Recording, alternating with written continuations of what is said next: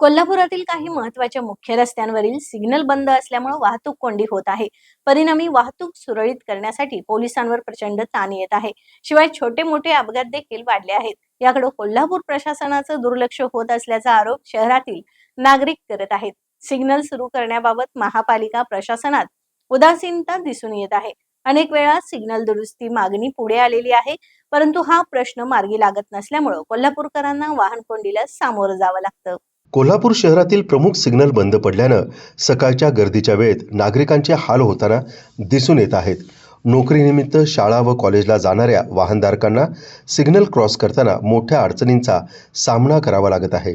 विशेषतः शाहू मिल चौक, बिंदू चौक, शिवाजी चौक, तावडे हॉटेल या प्रमुख मार्गावरील सिग्नल अचानक बंद पडल्याने वाहतूक नियमन पूर्णपणे विस्कळीत झाली. कोणताही ट्रॅफिक पोलीस तैनात नसल्यामुळं वाहनचालक एकमेकांना पुढं घालण्याच्या घाईत होते. त्यामुळं अपघाताची शक्यता वाढली होती. सकाळी 8 ते 10 या वेळेत शाळा, कॉलेज व कार्यालयांची वेळ असल्यामुळं सिग्नलजवळ मोठ्या प्रमाणात वाहनांची गर्दी दिसून आली. काही ठिकाणी तर वाहने अर्ध्या तासांपेक्षा जास्त वेळ अडकून राहिली. वाहतूक विभागानं तातडीनं बंद पडलेले सिग्नल दुरुस्त करून वाहतुकीचे नियमन करावे अशी मागणी नागरिकांनी केली आहे.